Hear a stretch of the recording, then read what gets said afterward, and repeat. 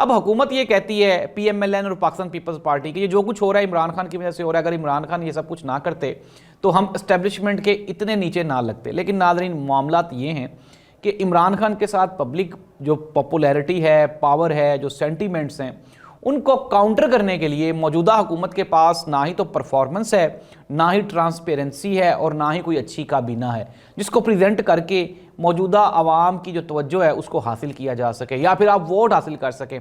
ये तो हुकूमत, ये जो दोनों पार्टियां, ये आवाम में जाना ही नहीं चाहती।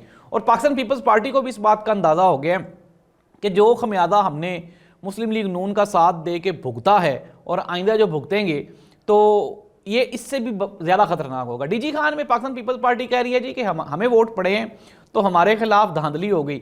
वो हसन अयूब साहब हैं, एक वो अपना PMLN के सहाफ़ी, तो वो ये फरमा रहे थे, वो एक जगह पे बैठे हुए, कि पूरा मुल्तान जब ये सीटें जीते, ये जो मुल्तान में गिलानी फैमिली जब सीटें जीती और पाकिस्तान पीपल्स पार्टी को वो सीट्स दी गई, तो वो जो सीट्स हैं वो तो थी पाकिस्तान तरीके इंसाफ की, शाह महमूद कुरैशी और उनकी फैमिली की।